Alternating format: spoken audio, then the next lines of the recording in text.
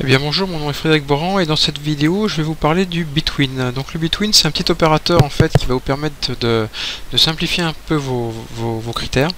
Alors pour vous l'expliquer, on va travailler aujourd'hui sur la table formation et on va vouloir sortir les formations par exemple qui ont un coût de base compris entre 50 et 100 euros. Vous voyez à peu près à quoi ça va ressembler.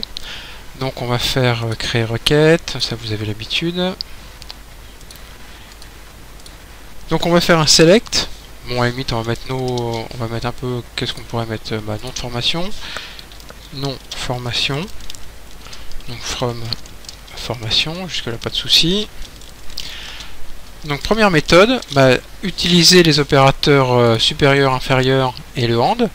Donc where coût de base, on va dire supérieur ou égal à 50, AND coût de base inférieur ou égal à 100.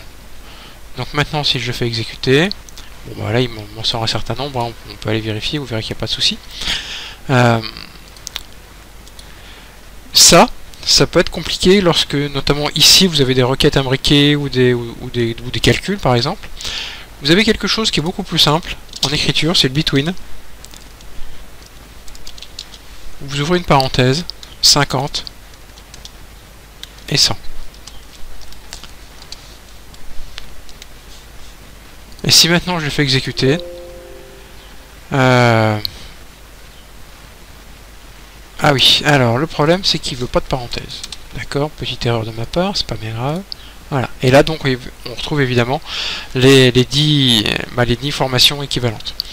Donc qu'est-ce qu'il faut retenir en fait du Between, c'est que il prend les éléments ici qui sont supérieurs ou égal à la valeur de minimum et inférieur ou égal à la valeur maximum. Donc ici, je le répète, on peut très bien faire des requêtes, between quelque chose ici, et select une requête imbriquée ici, mais ça devient beaucoup plus compliqué. Voilà, donc le between en lui-même n'est pas indispensable, mais il va vous éclaircir énormément vos requêtes.